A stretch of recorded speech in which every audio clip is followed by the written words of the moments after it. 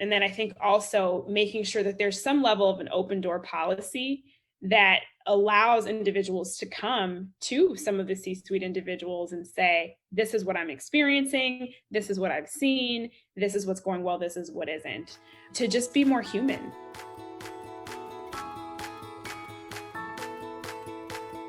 Welcome to You Belong in the C-Suite podcast. You are ambitious in life and in your career, but something is missing. You want to bring more of your passion to what you do. Because let's be honest, you pour a ton into your work, and it needs to mean more. I'm your host, Laura Eigel. I'm a mom, wife, PhD, coach, advocate, introvert, and indoor rowing fanatic. I'm passionate about living a life that's in line with my values. We'll give you the actionable tips and tools you need to lead with your values, make a difference, and have career success. The world needs more diversity and authenticity in the top jobs at organizations. Your leadership belongs there. You belong in the C-suite.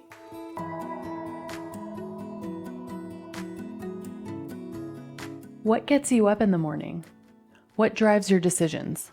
What do you stand for? No idea, not even sure where to start? I use my values to guide my life and career. It's the basis of how I've built boundaries for myself and stuck to them. Are you ready to dig into what matters to you? Go to thecatchgroup.com to download your free values worksheet. That's thecatchgroup.com to download your free values worksheet to get to your core values and take action on what matters most.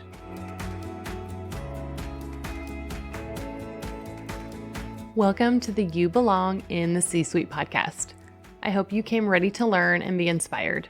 I'm more than excited to have Rachel Lauren on the podcast today. Rachel Lauren is a conscious social influencer who is passionate about racial equity, Black life, women's rights, foster care and adoption, and holistic wellness. By profession, Rachel is a diversity, equity, and inclusion department head within the tech sector, and also a founding partner and chief programming officer for Diversified, a boutique DEI consulting firm.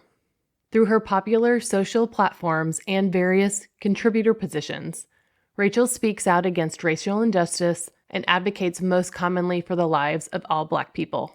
As a proud adoptive mom of 3, Rachel is no stranger to foster care and adoption, and more specifically, how this industry affects Black and brown children and families.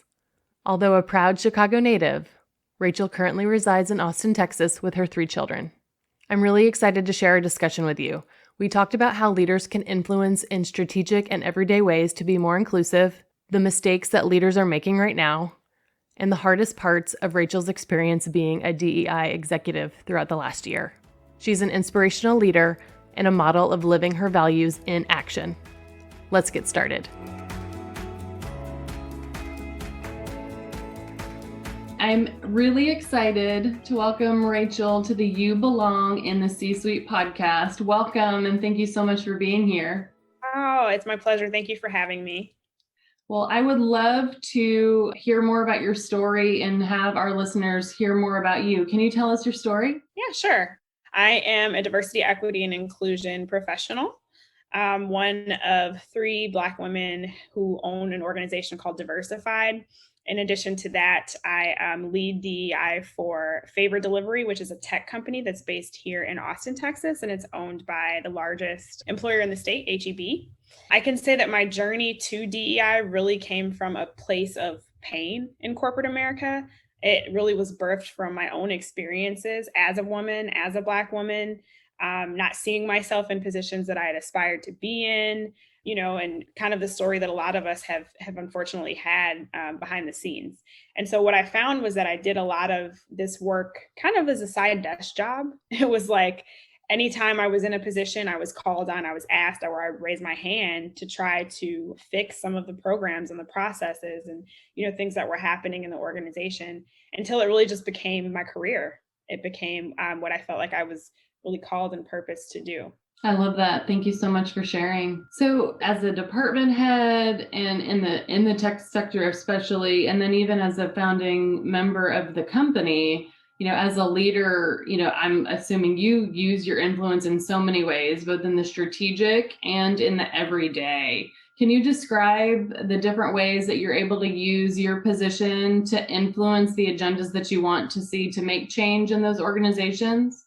Yeah, absolutely. I think for me, there's a dual answer here. Part of it is that, my whole life, I think I was drawn to be like a voice for the voiceless. I was drawn to make sure that I championed for individuals that maybe didn't feel comfortable doing that for themselves or didn't have the access and opportunity to do that for themselves. And so I found myself in a lot of community work. I consider myself to be an activist and an advocate for foster care, for Black life. And so I would find myself doing these different things and just thought, oh, is this a hobby? Is this something that I do on the side? Not realizing that all of that ladders up to DEI work in and of itself. And so I think that's part of what positions me to be able to do this work and to speak up and to have that voice. But also to your question, I think sharing my own experiences and being transparent about how things have played out in my own life and affected me has given people the opportunity to understand and believe, right? Like where I'm coming from and what I'm saying. And so I think I use that a lot within organizations. And I think it's important to really just meet people where they are and to listen and to learn. I feel like sometimes leaders don't understand that they can have an impact in changing an organization just by the fact that they're a leader, like people are watching them, right? And I love that how you use your own experience and your own story. How do you see others or in the companies that you work with, the ones that are doing it well? What are you seeing organizations do at the leader level to really get into the diversity, equity, and inclusion space? I think investment is really just the first step. And that's what most people have mastered is saying, okay, I see the need and I'll invest in it.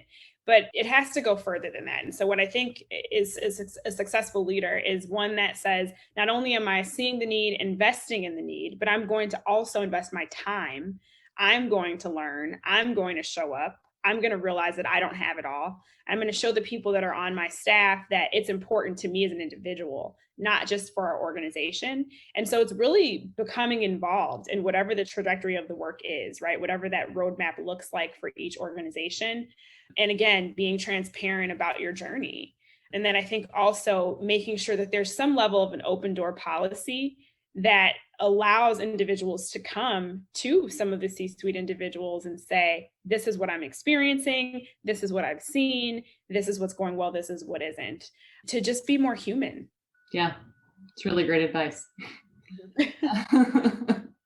So what mistakes are you seeing leaders make in this space, especially these companies that are, maybe getting into it with just the investment? What other mistakes are you seeing leaders make? Only basing the work off of the lenses that they have, right? Like we all have our own experiences and backgrounds that lead us to see the world and life and work in a certain way. And I think we do DEI specifically a disservice when we only allow ourselves to consider things through that lens and not the lenses of others. And I think that is what this work is all about, right? It's understanding that to have diversity, you have to know what diversity means. And it's not just race, it's not just ethnicity, it's diversity in thought, it's diversity in education and background and experiences. And so what does that mean when people come into your organization and they have these different things? How does something look to them that might differ from you? Put yourself in someone else's shoes. Yeah. When we think about DEI, at the end of the day, a lot of this stuff is just leadership stuff. Do you agree? Disagree? Very largely it is leadership, and it comes down to, again, systems, policies, programs that does leader up to leadership. But a lot of companies, C-suite, they've inherited things from years and years and years ago, and it's just become, this is the way we do things. And so it's really taking responsibility for where there are some gaps, where there are some holes, and understanding that because people are ever evolving, how we approach people needs to ever evolve. How we approach programming, policy, interviewing, all of that has to be considerate of the fact that people are evolving. Yeah, absolutely. Is there a piece of, talent strategy? You mentioned recruitment, development, retaining employees. Is there a place that leaders and or organizations should be starting, or do they need to go in with a holistic lens? Yeah, I think it's different. Every organization is different. When my company Diversified, go into our clients' work, we usually do a discovery session to see, you know what I mean, where they are, what their policies and programs and systems look like. And then we can find what's going well and maybe what's not going so well. And that's really where to start. But I think it's important to always assess whatever's written, whatever processes you have, because again, as time changes, those need to change also. Yeah, and evolve as everything evolves. Yeah. I remember, I can't even remember what company I was working for at the time, but I was at a leadership conference for HR professionals because my background is in HR. And we talk about evolving. And I remember at the time, someone had just gone on a Zoom meeting and they saw pronouns, listed. And this HR, and I was like, oh yeah, that's great. But this HR professional was taken aback, and they're like, "Why?" And it happened to be a tech company in San Francisco, I think, that did it. And I was taken aback that she was taken aback because I thought it was cool, and she didn't understand the need for it. And this idea of this ever evolving lens and what we do to include people and for people to belong needs to always really be first and foremost. To your point, can you talk to me about the importance of pronouns and why they're important to recognize? Yeah, absolutely. People deserve to be seen, considered, and acknowledged as who they are. And we don't get to determine that. That is determined by them. And I think that when it comes to pronouns, society has taught us of these two, he, she, right? And we automatically silo individuals into these two, and that's not fair. What I think is important is if you want someone to come into an organization and we say, bring your full self to work and you belong here and we're inclusive, then you need to really believe that and mean that. And so understanding that talking to someone, speaking to someone, all of those things relate back to your pronouns. It's important to make sure that that's a part of every conversation and that you make people feel comfortable enough to say, this is who I am. So, you mentioned putting your pronouns on Zoom. That's a way to be inclusive. That's a way to say, I'm going to put mine here so that you don't feel, like you're the odd person out by having yours and having to say that this is who you are. Let's all do it so that there are no questions, so that assumptions are not made, and that, we can all stand together. So thank you so much for further context on it. And at the end of the day, to your point, there's a lot of performative things that organizations are doing, that leaders are doing, whether they realize it or not. And I have talked to some leaders weren't sure, is even putting that on Zoom, is that performative too? And at the end of the day, if it helps somebody and it helps somebody belong, why not do it? Yeah, I agree. The thing about, people being performative, of course, it's never what we want to see. Like, we want individuals to be genuine. We want organizations to be genuine and mean it. But there's a piece of even performative activism that still can help individuals. That's the thing that people don't understand.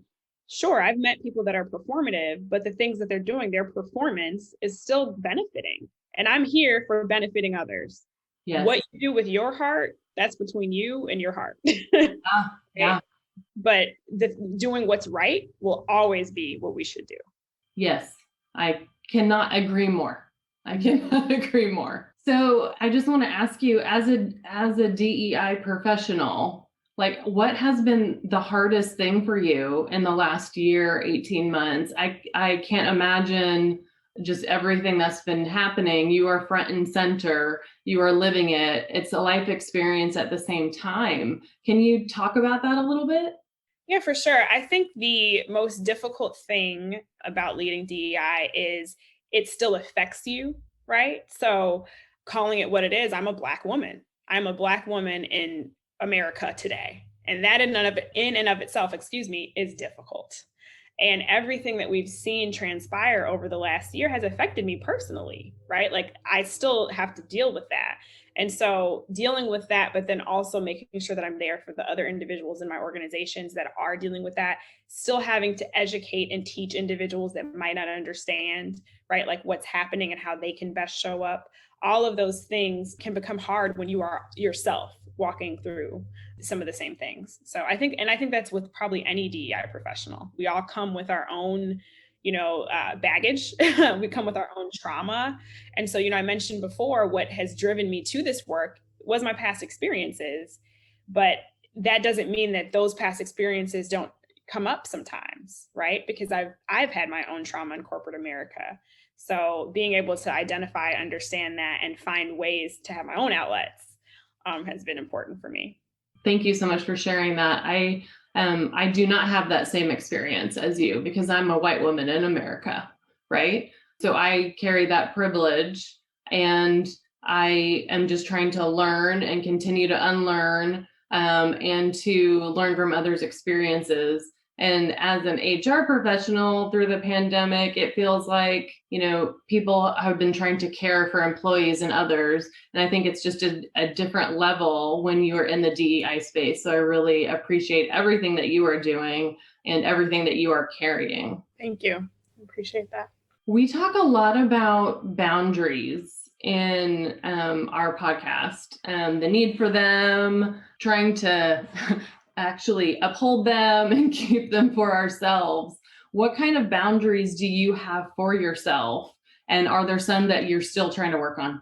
Yeah, I think it is constant work in progress for sure. Yeah. As you know, just even being an HR professional, the work never stops. So making sure that there are boundaries with my time, that, I have that time to relax, that I have time to myself and to my family, and that I say, these are those hours. And I will not be taking calls or working unless it's extremely important. That's a boundary. I will also say in my own firm, who we work with is a boundary.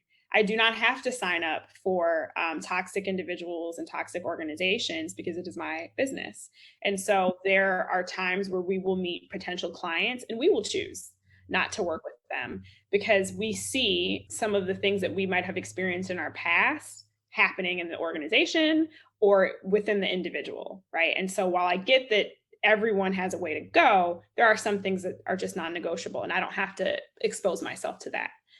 So I'd say those are two very big boundaries. And then, just in conversation, I call it out right then and there. If someone says something offensive, if someone says something and maybe it's unconscious, I call it out. That's a boundary. Just because I'm DEI does not mean that you are able to just say whatever to me in any way. And is that something that you guys also, that your company also teaches leaders to do, is to do those behaviors as a leader? Yes, absolutely. You have to model it first. You can't expect people in your organization to be something that you first are not. We also talk a lot on our podcast about values, and then just getting to know your bio and everything. It feels like you are a person that has a lot of values and uses their time accordingly. I feel like I've been just learning about all of the things that you're involved in, and I can't imagine that you have the time to do everything that you have accomplished and that you're doing. So I love that you're talking about time as a value, as a boundary. Can you talk about some of your other values and how those show up in your life? Yeah, at the end of the day, it's important for me to just be a good person and to do everything with a good heart. And I think that being human, it's easy for us to be affected by, certain individuals, to become angry. We're human. So I think I have to always reset and recenter myself and make sure that I'm putting heart first, that I'm loving individuals the way that I would want to be loved. Peace is important to me, and that's a very big value of mine. And I focus on making sure that I find peace in my environment, that my house feels peaceful. I don't allow, back to boundaries, I don't allow everyone to come into that space because that is valuable to me and it's important for my mental health. But, I value life. and I value the lives of others. And that's why I'm in the work that I'm in. And that's why I do everything that I do, because that to me is the most precious thing. And so I want to make sure that in any way that I can, that I'm showing that, and that, to your point about, being a leader, that I'm leading that out.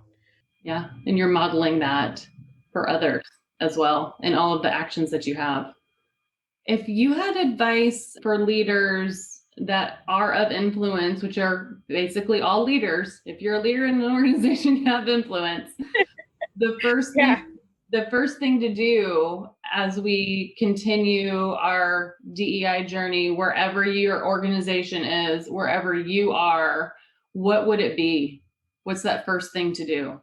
Listen is always the first thing. Listen, because I think a lot of times we think that we know it all. Being at the top, we think that we have this bird's eye view of everything that's happening and we just get it. And that's not true.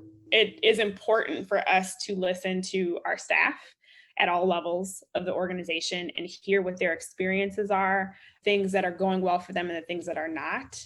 It is important to be consistent in that, though.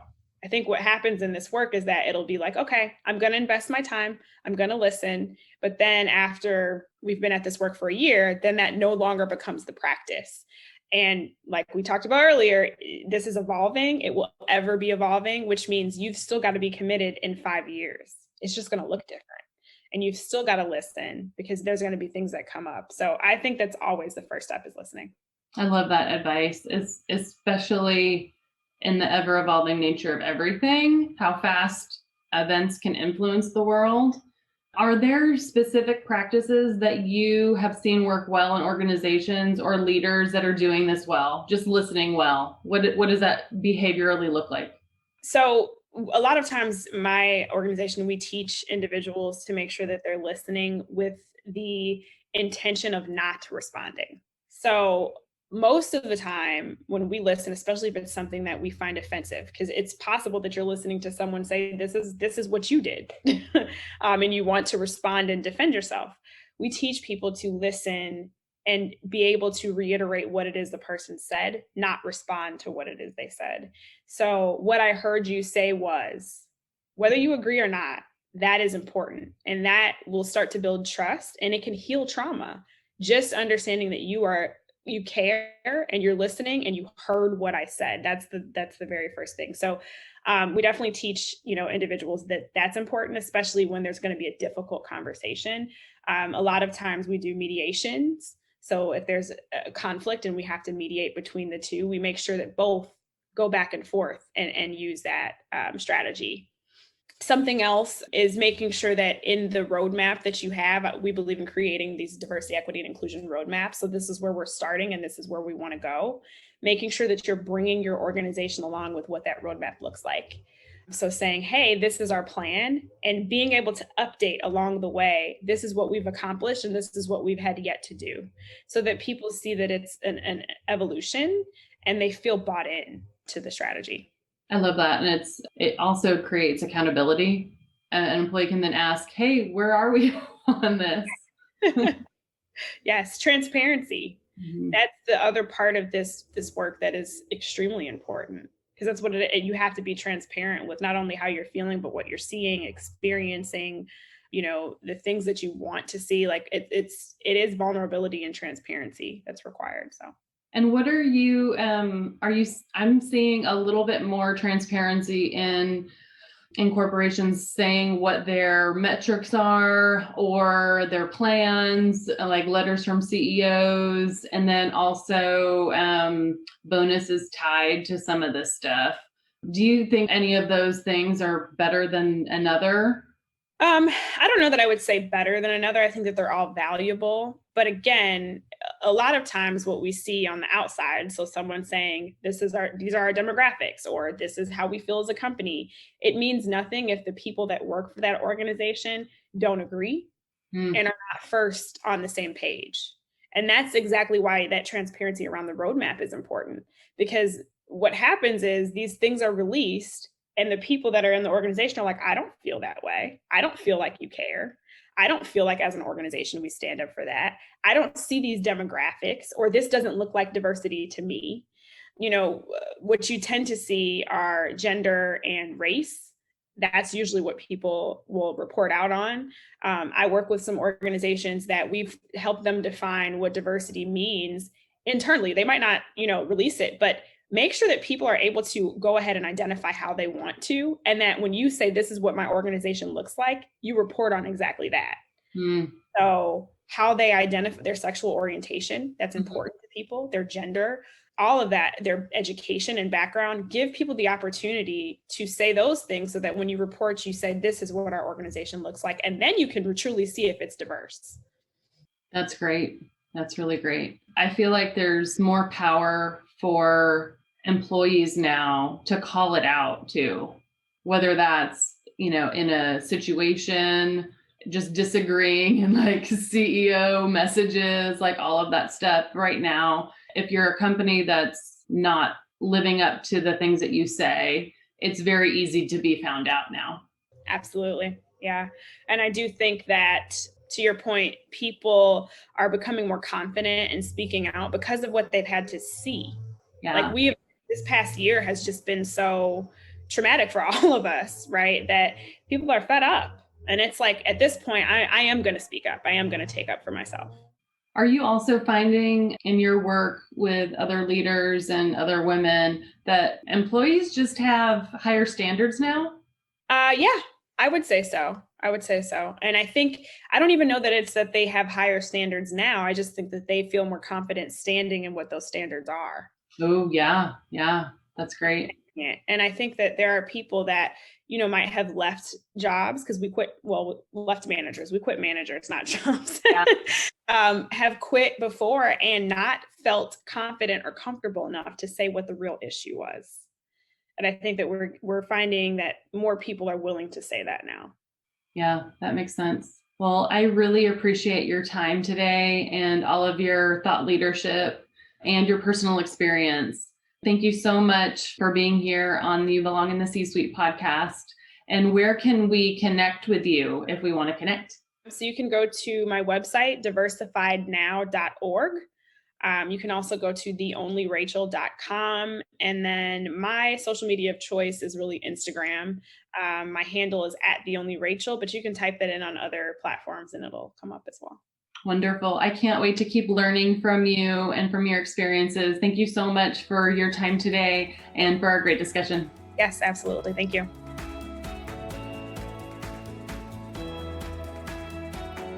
I want to thank you so much for listening to the You Belong in the C-Suite podcast.